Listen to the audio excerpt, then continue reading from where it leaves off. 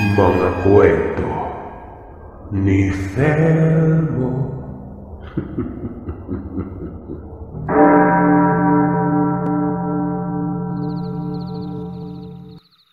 Tawagin niyo na lamang po ako sa pangalang Malu, taga Davao. Ang kwentong ibabahagi ko sa inyo, naganap nung nasa edad 39 pa lamang ako. Ng mga panahong ito ay bagong lipat pa lamang kaming mag-asawa sa isang baryo dito lang din sa Davao. Nang makaipon kasi kami ng pera ni Mr. ay napagpasya naming bumili ng bahay. Nang sa gayon ay makapagbukod na kami. Ilang taon na kasi kaming nakikipisan sa mga magulang ni Mr.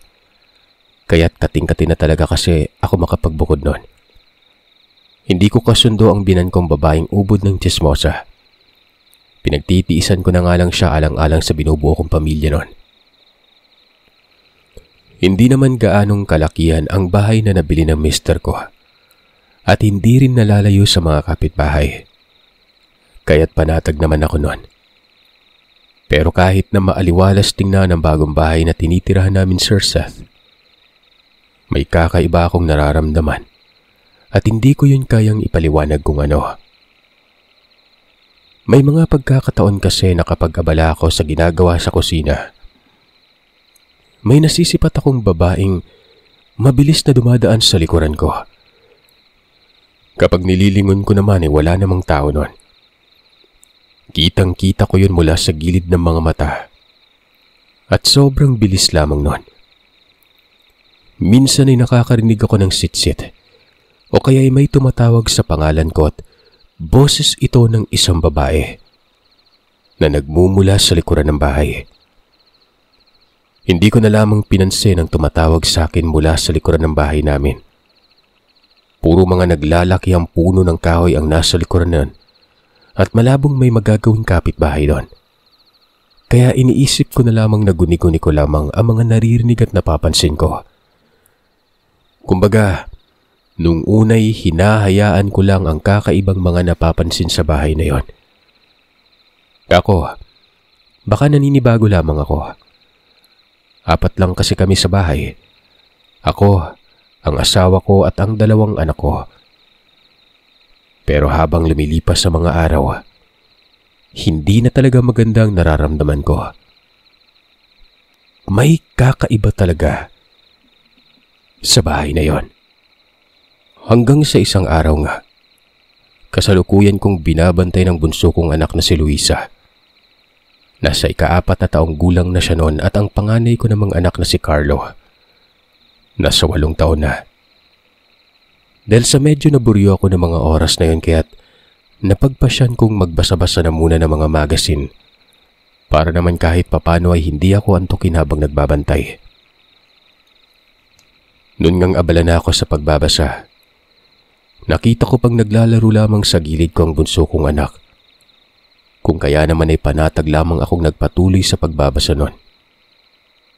Hanggang sa maya-maya pa, isang malakas na kalabog ang narinig kong bumagsak mula sa taas ng hagdan pababa. Dahil sa pagkagulat ay nagmadali na akong tumayo at patakbong pumunta sa hagdanan para tingnan kung ano yung kumakalabog pababa nun. Nung nasa paanan na nga ako ng hagdan ay nanlaki ang mga matakot na pasigaw. Nang makita ko ang bunso kong anak na gumugulong na pababa ng hagdan. Bago pa man mapuruhan sa ulo ang anak ko, mabilis na akong tumakbong palapit at sinaklolohan ito. Nang mahawakan ko siya, napansin kong hindi na siya humihinga at kulay ubi ng labi nito. Natarantang nagmadali na akong lumabas ng bahay. Humingi ng saklolo sa mga kapitbahay. Mabuti na lang at mababait ang mga kapitbahay ko. Agaran nila akong tinulungan sa anak ko. May kumuha ng dahon ng suha at ipinamoy sa anak ko noon. Ang iba naman ay pinisil ang dulo ng daliri sa paa nang sa ganun ay magising ito. Magkahalong nerbiyos at pag-aalala ang nararamdaman ko ng mga sandaling yon. Dahilan para hindi ko na mapigilan ang sariling maiyak.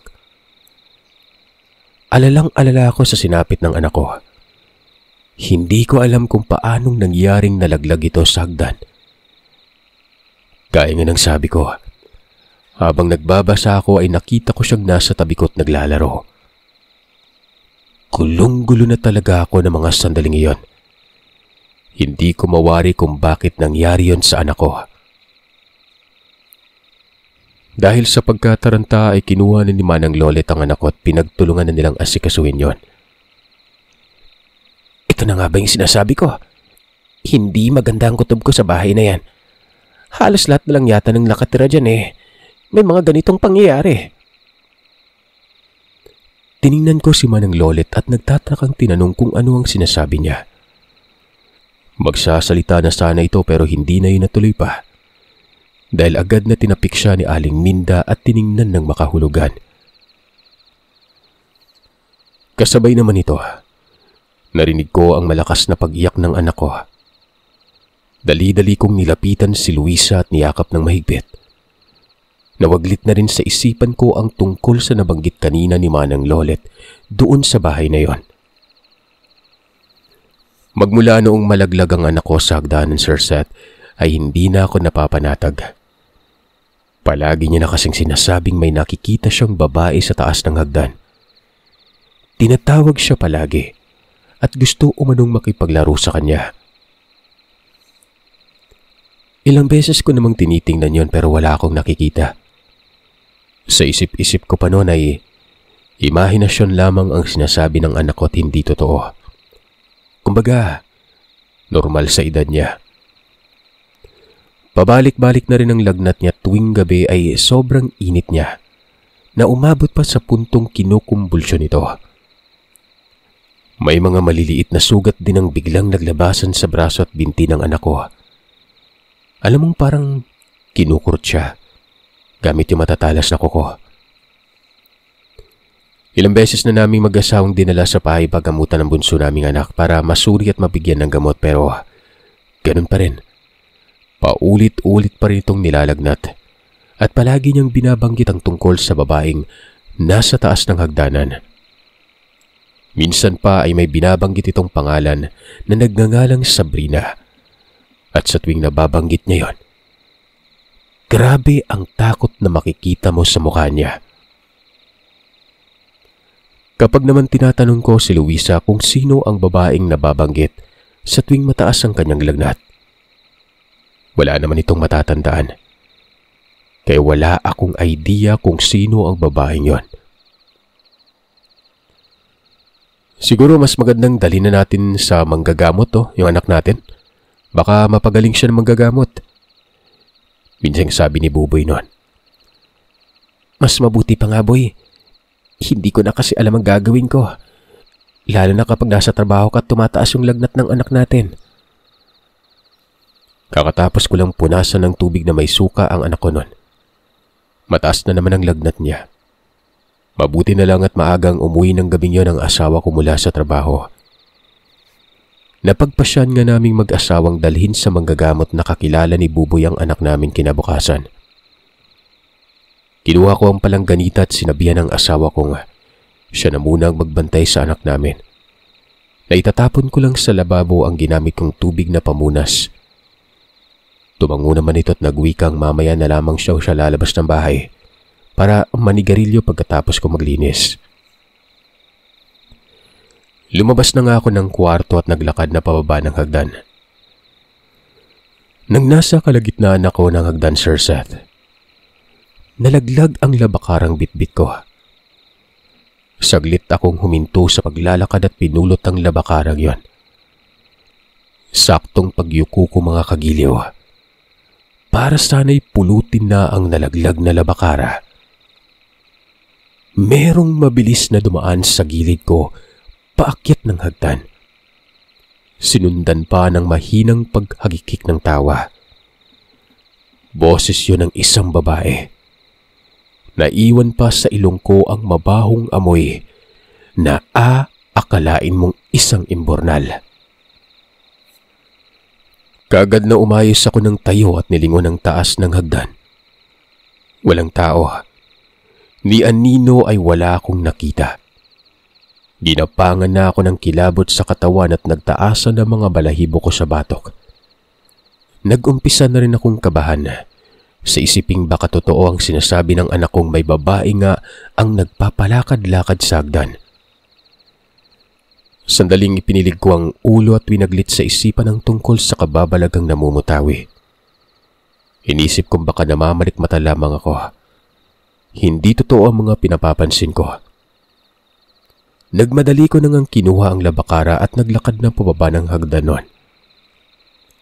Nung nasa kusina na ako, Sir Seth, muli na naman akong kinilabutan nang may narinig akong babaeng nagsasalita. Saglit na nilapag ko sa lababo ang palangganita at hinanap kung saan nanggagaling ang boses ng babaeng yon. Dahan-dahan akong naglakad papunta sa banyo. Dahil sa pandinig ko ay parang naroroon ng babaeng halos pabulong na lamang kong magsalita. Nung medyo malapit na ako sa banyo, ay may naaaninagan nga akong babaeng nakatayo at nakatalikod. Patay sindi ang ilaw, kaya't hindi ko ito gaanong naaaninagan. Ang nakikita ko lang ay ang mahabang buhok nito na halos umabot na sa bewang at nakasuot ng kulay puting damit. May pagtatakang kumunot ang noo ko nang makita kong may umaagos na dugo sa binti ng babae. Pumapatak yun sa mismong sahig namin. Kahit na mahina ang boses ng babae at para bang naiiyak na malinaw ko pa rin naririnig ang mga katagang sinasabi niyang, "Umalis na kayo. Umalis na kayo sa bahay na ito." Maya-maya pa, dumadagoy-ngoy na ang babae. "Sandali lang, iha. Ayos ka lang ba? Dugo ba yung nasa binti mo? Ano yung ginagawa mo? At sino ang nagpapasok sa'yo dito?" Kinakabang sunod-sunod na tanong ko at nag-aalangang humakbang papalapit. Hindi sinagot ng babae ang mga tanong ko noon. Patuloy lamang siya sa pagsasalita. Hanggang sa narinig kong para na yung dumadagoy-ngoy ng iyak. Nang marinig ko yon ay nataranta na ako't hindi alam ang gagawin. Takot na takot akong lapitan ito. Paulit-ulit ko siyang tinatanong kung bakit siya umiiyak at anong nangyayari sa kanya. Hanggang sa napagpasyan kong unti-unti ko na siyang lalapitan nun. Pero nakailang hakbang pa lamang ako. Isang tapik sa balikat ang siyang nagpagulat sa akin nun. Dali-dali akong napalingon para malaman kung sino ang tumapik dito. Noon nga makita kong asawa ko pala yun. Saka pa lamang ako nakahinga ng maluwag. "Anong ginagawa mo dito, Malu? Kanina pa kita tinatawag pero hindi ka sumasagot." Nahintakutang sinabi ko sa kanyang tungkol sa babae. Pero nang ibalik ko na ang tingin ko sa babaeng nakita ko, wala na yun sa kinatatayuan. Kahit ang dugong pumatak sa sahig, hindi ko na nakita pa. "Nasaan? Sinong babaeng sinasabi mo? Wala naman akong nakitang babae." Tanong ng asawa ko, tiningnan niya ang tinuturo ko. "Baka namamalikmata ka lang. Ilang araw ka nang walang maayos na tulog. Kaya siguro ano-ano na lang yung nakikita mo. Mabuti pa puntahan mo na lang yung anak natin. Lalabas muna ako." Kahit anong giit na sabihin ko sa kanyang may nakita talaga akong babae duguan ng binti, ay hindi niya pa rin ako pinaniniwalaan. Sinabihan niya akong puntahan na lamang ang anak namin. Dahil nagising na yon at hinahanap ako at lalabas lamang siya saglit. Nang gabing yun nga ay hindi mawala-wala sa isipan ko ang tungkol sa babaeng nakita ko. Para na akong mababaliw sa kakaisip kong talaga bang namamalikmata lamang ako noon. Pero kahit na anong gawin kong kumbinsihin ang sariling namamalikmata lamang ako, hindi talaga. Sa huli ay napabuntong hininga na lamang ako't itinuon na lamang sa ibang pansin. Kinabukasan ay dinala naming mag-asawa sa albularyo ang anak namin para matingnan. Sinabi ko sa manggagamot kung ano ang nangyari sa anak ko bago ito dinapuan ng pabalik-balik na sakit noon. Habang ginagamot ito ng albularyo, napahawak ako sa braso ng asawa ko nang sabihin niya sa aming delikado umano ang bahay namin dahil may nararamdaman siyang hindi maganda at yun ang nagbibigay sakit umano sa bunso namin. Ano po yung sinasabi niyo, Mang Toto? Sumagot na manggagamot at sinabing may nananahan umanong elemento sa bahay namin. Galit na galit ito't naghihinagpis ang multong yon. At ito din ang dahilan kung bakit nalaglag ang anak ko sa hagdan. Hindi lamang ito iisa. Marami sila. Delikado ang mga anak ninyo oras na hindi kayo umalis sa tahanang yon. Ano? Paano naman kami aalis sa bahay namin yon? Tsaka saan kami pupunta? Tinanong ko ang matanda kung may paraan ba siya para mapalis sa multo sa bahay namin. Kung totoo man yon. Hindi naman pwedeng kami ang aalis Sa amin yun Hindi ko alam kung matatawa ba ako o maiinis sa sinabi ng manggagamot. Umiling ang matanda sa tanong ko at sinabi niyang hindi niya alam kung paanong paalisin ang nilalang na naninirahan doon. Nararamdaman niya kasing masyadong mataas ang enerhiya ng mga nilalang na naninirahan sa bahay naming mag-asawa. Hindi naman umano kasi ganon kataas ang kanyang kaalaman pagdating sa mga buhay na karunungan ng mga manggagamot. Ang alam niya lang ay gumawa ng mga pangontra sa masasamang elemento, magpagaling ng mga may sakit, o hindi kaya magpatawas. Hindi umano akma sa pambabarang at kulam itong multo na ito.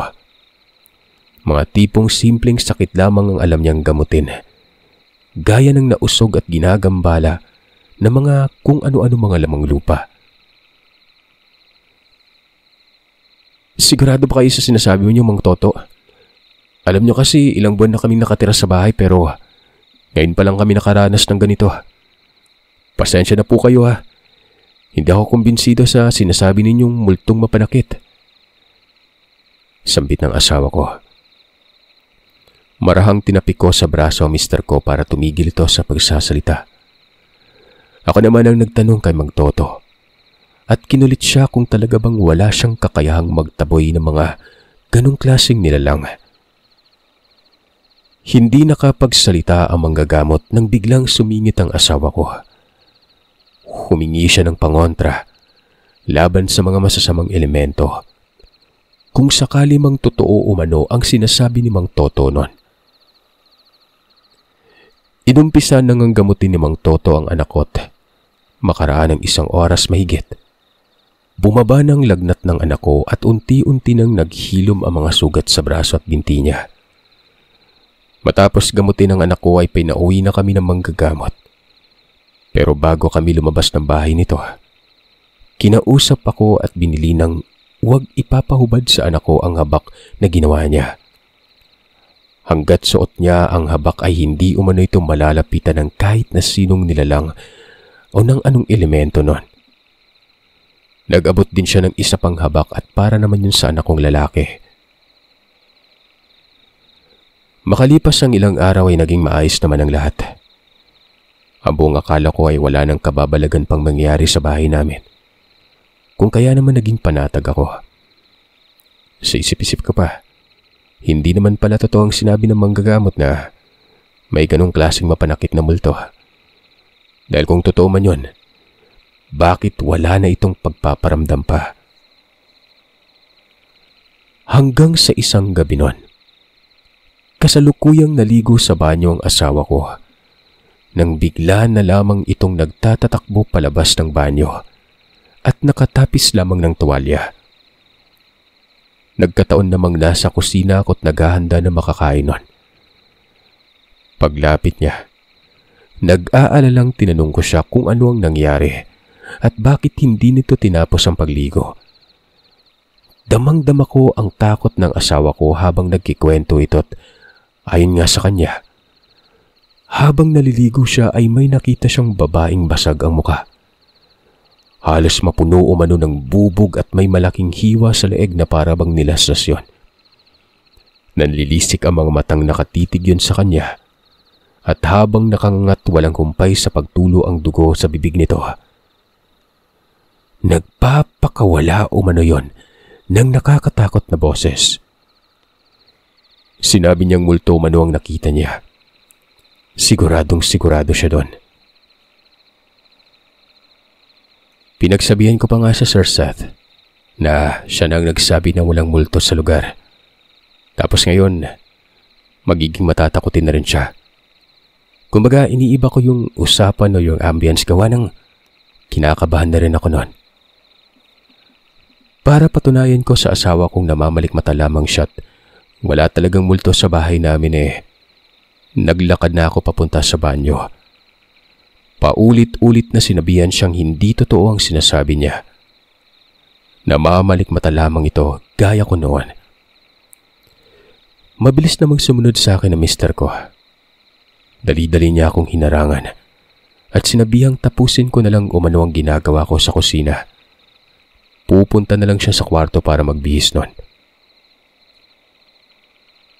Sandali akong natigalgal at nanlaki ang mga matang napatitig sa likuran ng asawa ko.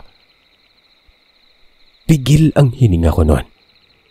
Sa kadahilan ng may nakita akong babaeng nakasuot ng mahabang bestidang kulay puting damit. Halos tumapon na rin sa pagmumukha ang buhagag nitong malalagkit na buhok. Pero ang mas lalong nagpahilakbot sa akin nun ay noong malinawan kong makita ang nakabaong patalim sa mata kasabay ng pagtagas ng dugo nito doon. Nakakatakot din itong ngumingisi na abot hanggang tenga. Ewan ko ba kung bakit na mga sandaling yon ay hindi ako makasigaw. Ni isang boses ay walang gustong kumawala mula sa bunganga ko. Para bang napipi ako ng panandalian. Tanong ng tanong ang asawa ko kung ano ang nangyari sa akin. Bakit hindi ako makapagsalita? At bakit tulala ako noon? Hindi ko alam kung bakit na mga sandaling yon ay hindi ako makapagsalita. Ni isang boses o tunog ay walang gustong kumawala mula sa bunganga ko. Tila ba napipi ako ng panandalian? Tanong ng tanong ang asawa ko kung ano ang nangyayari sa akin. Bakit hindi ako makapagsalita? At bakit natutulala umano ako noon? Nangangatog ang kamay kong itinuro ang babae sa likuran ng asawa ko. Noon ngang lingunin niya yon ay malakas itong sumigaw. Napa-sign of the cross. Pagkatapos ay isinunod niya ang pagdarasal ng ama namin. Hinawakan niya ako sa kamay sabay hinatak-patakbo sa kwarto. Sa madaling salita, Sir Seth, parehas naming nakita yon. Nung nasa taas na nga kami ng hagdan, rinig na rinig namin ang pagkalampagan ng mga plato sa kusina at iba pang mga kagamitan. Nang mga sandaling yon ay parang may sakidlat ang asawa ko sa bilis ng pagkilos niya. Matapos niyang makapagbihis ay kinarga niya ang bunso naming anak samantalang ako naman ay hinawakan kong maigi ang panganay namin. Lakad takbo na ang ginawa namin makalabas lamang sa bahay na yon. Nag-iiyakan ang dalawa naming anak dahil sa takot. Lalo na noong marinig namin ang malakas na pagdangoy-ngoy ng isang babae sa kusina kasabay ng pagkalampagan muli ng mga kagamitan. Noon ngang makalabas na kami ng bahay ay nakita namin ng mga kapitbahay na isa-isa nang naglalabasan sa kani-kanilang bahay at nakikiosyoso. Ang akala kasi nila ay nag-aaway kaming mag-asawa at nagbubugbugan. Nakarinig sila ng malakas na pag-iyak ng babae. Humihingi yun ng tulong na para bang pinagbubuhatan ng kamay. Takot na takot akong sinabi sa kanila kung ano ang totoong nangyari. Nang tingnan nga namin ang bahay ay madilim na ang loob kahit na hindi naman kami nagpatay ng ilaw bago lumabas. Hindi din naman nawalan ng kuryente kaya't laking pagtataka ng karamihan kung bakit biglang nawalan ng ilaw ang loob ng bahay. "Akin na yun si Bunso," wika ni Manang Lolet at pinatahan ng anak ko. Nagboluntaryo ang matanda na sa bahay na muna nila kami manatili ng gabing yon. "Hala, sige na. Magsipag-uwi na kayo sa bahay ninyo at baka mamaya bumisita pa sa mga bahay ninyo ang kung sino mang mga demonyong nananahan sa bahay na yan." Utos naman ni Aling Siling. Sumunod na nga kami sa bahay ng matanda. Pagpasok namin at nakaupo na ako doon ko pa lamang naramdaman ang panghihina at pangangatog ng katawan. Inabutan naman kami na maiinom ng asawa ni Manang Lolet. Nang sa ganoon ay maibsan numano ang takot na nararamdaman namin noon. Nung medyo kumalma na ako ay tinanong ko ang matanda kung may napapansin ba itong kakaiba sa bahay. Matagal-tagal na kasi itong naninirahan malapit sa bahay namin. Nagbabaka sakali akong kahit papano may alam siya. Tumingin ng diretso sa akin si Manang Lolet bago nagsalita. "Aniya, marami na ang nagsasabing mga kapitbahay namin na may nakikita ang mga yung babaeng nakatayo sa balkonahe tuwing papatak ang 6:00 ng hapon. Kung minsan ay nakadungaw yun sa bintana ng kwarto. Kahit anong tingin ang gawin nila sa babae, hindi nila maaninagan ang mukha nito. Halos tumabon na umano sa pagmumukha ng babae ang mahaba nitong buhok. Maging siya man umano ay nakita niya rin ang babaeng multo. Pero hindi niya lang yun pinapansin dahil natatakot siya. "Hayaan mo, kapag nagawi dito sa Lourdes sa atin, makikibalita ako sa kanya kung sino nga ba yung babae dyan na palaging nagpapakita sa inyo. Siya kasi ang mas matagal nang naninirahan dito sa baryo natin. Kamakailan lang yan lumipat sa katabing lugar, kaya't mas marami siyang alam." Dagdag niya pa, simula noong dumating siya sa baryo ay may kababalagan na talagang nangyayari sa bahay na tinitirahan namin. Pinayuhan kami ng asawa ni Manang Lolet na patingnan sa albularyo ang bahay at humingi na rin ng payo kung ano ang dapat gawin. "Huwag kayo mag-alala, may kakilala akong albularyo. Sasamahan kitang pumunta doon para matingnan na yung bahay ninyo. At baka matulungan kayong maitigil yung pagpaparamdam ng mga kung anong meron sa loob." Ayon ka, Mang Ricardo. "Tama, dito na muna mga bata bukas, Malu, habang inaayos niyo pa yung problema sa bahay ninyo." Nagpasalamat ako kay Manang Lolet nang sabihin niyang siya na muna ang bahala sa mga bata noon. Kaming mag-asawa ay sumama sa asawa niyang puntahan ang kakilala nitong manggagamot. Kinabukasan, pumunta nga kami doon. Pagdating namin sa bahay nito ay saktong paalis na ito. Kaya't laking pasasalamat namin dahil sa naabutan pa namin ang albularyo. Ang kaso nga lang ay may importante pala itong pupuntahan. Saglit lang kami nitong hinarap at kinausap noon. Ipinaliwanag ang mga dapat gawin. Tamang-tamang araw ng Biyernes noon kaya dapat gawin namin ng maayos ang mga sinasabi niya. Humingi ng pasensya ang albularyo dahil sa hindi kami nito matutulungan ng personal ng araw na yon. Matapos sabihin sa amin ang tungkol sa mga dapat gawin, umalis na rin kami kaagad. Noong magdidilim na ng hapong yon, saktong pagpatak ng 6:00 ng hapon, ay tulong-tulong na naming inihanda ang mga gagamitin sa pagtaboy ng mga masasamang elemento. Ilang beses ko pang tinanong ang sarili kung dapat bang gawin namin yon. Baka mamaya mas lalo lamang magalit ang mga ito. Dahil na rin sa pag-uudyok ng asawa kong gawin na ang mga dapat gawin para matapos na, pumayag ako.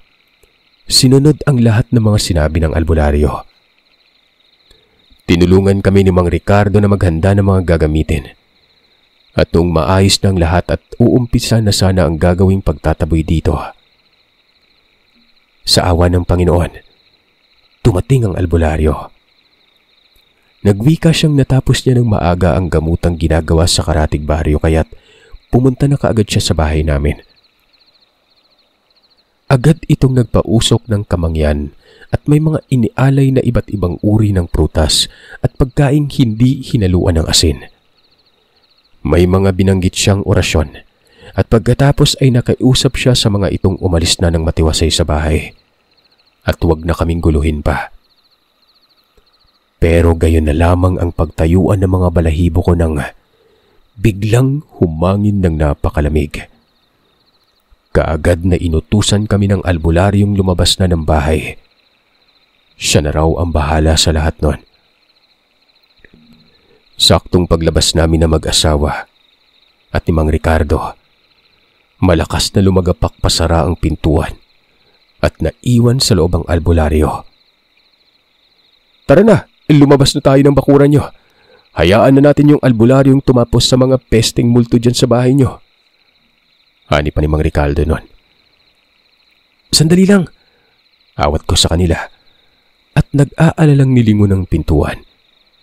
Baka sakaling susunod sa amin paglabas sa manggagamot. Halika na! Huwag ka na magsalita pa. Siguro kayang-kaya niya na yung gagawin niya.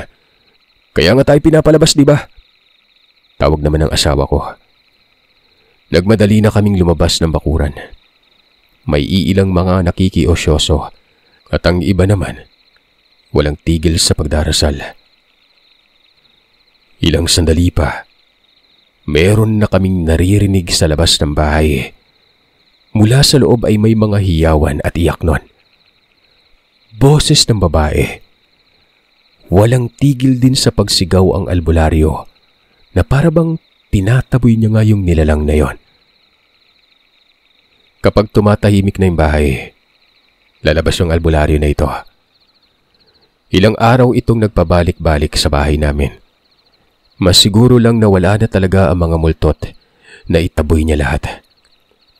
Habang isinasagawa yun ng albularyo ay pansamantalang nakikitulog na muna kami kinamang ng lolit. Mabait yung kapitbahay namin na yon.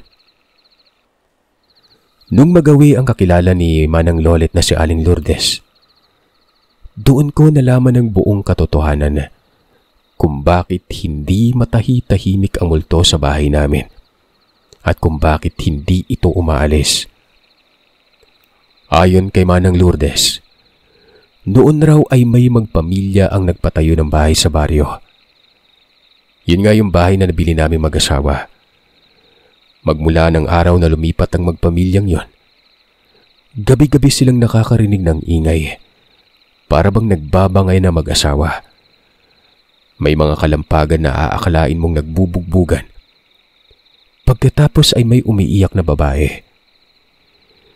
Mahilig tumambay sa beranda ang babae at mahilig din yun sa kulay puting kasuotan.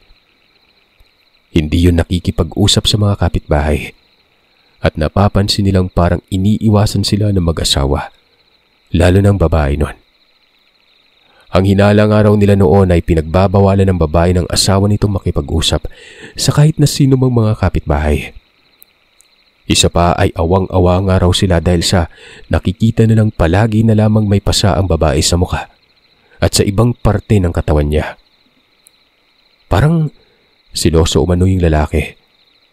Dahil maski ang paglabas-labas ng babae sa bahay nila, limitado.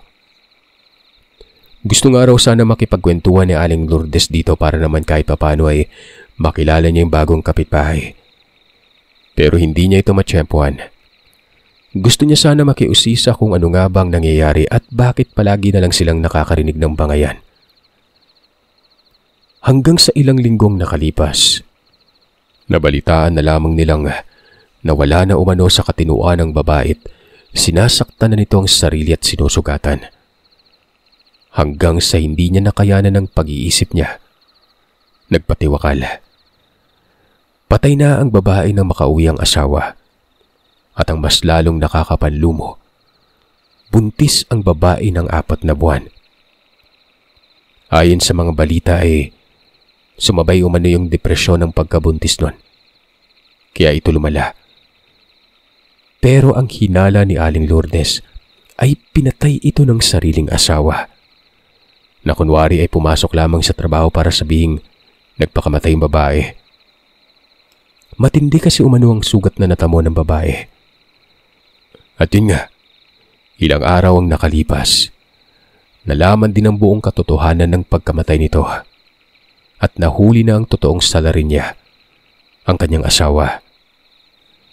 Wala naman kasing tao umano ang kayang pagsusugat-sugatin ng muka't itarak ang kutsilyo sa mata niya, dahilan para tumagos yun sa likuran ng bungo nito. Simula nang makulong ang lalaki ay binenta ang bahay. Pero matagal munang natenga ang bahay bago yun na ipagbili. Dahilan para mas lalong napamahayan yon ng mga masasamang elemento. Halos lahat ng bumili sa bahay may kababalagang nararanasan. Hindi kinakaya kaya't umaalis na lamang ang mga yon at ibinibenta na naman sa iba ang bahay. Hanggang sa ayun na nga, kami na ang nakabili. At pati kami ay hindi nakaligtas sa galit at paghihinagpis ng elementong yon. Doon ko rin na lamang Sabrina ang pangalan ng babae. Naalala ko yung sinabing pangalan ng anak ko noon. Mabuti na lang talaga at tagumpay na napalayas ng albularyo ang nilalang at iba pang mga kasama nitong masamang elemento sa loob ng bahay.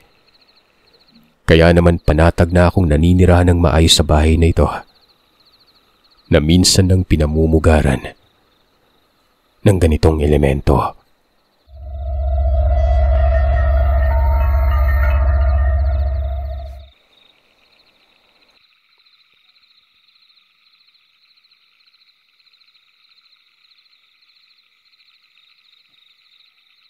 Maraming salamat mga kagilaw sa pakikinig. Madako naman tayo sa shoutout request. Good morning sir, pa-shoutout po sana ng family Navarro from Agaw, Lupa, Palihan.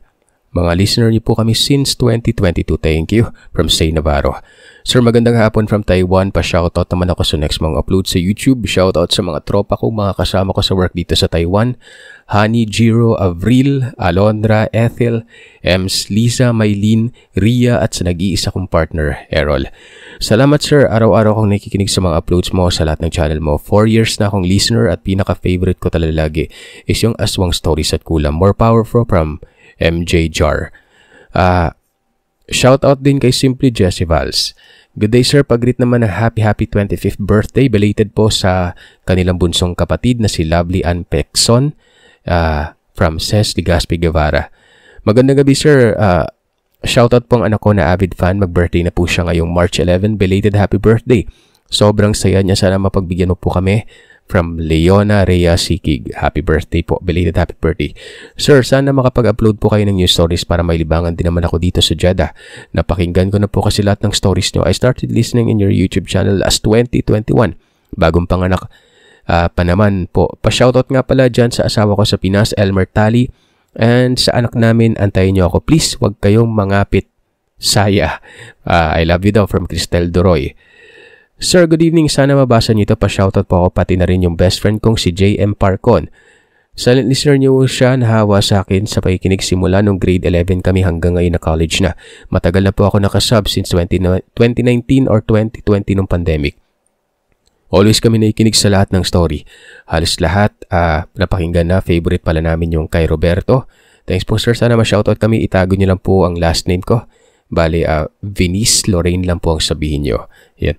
Sir, pa-shoutout kami dito sa Changhua, Lukang, Taiwan na laging nakikinig sa kwento nyo habang nagtatrabaho. More power po. God bless. Pa-shoutout din po sa mga tropa kong tambayers sa mga Tarem, Pangasinan from John Paul Saure. And last but not the least, sir, good day, pabati naman po si Auntie Neneng Baltasar na nakikinig na ngayon sa mga kwento mo, and Jeric Ace Perez from Pulumulok. Thanks and God bless. Ay lang mga kagiliw, maraming salamat sa inyo. Happy weekend po sa lahat.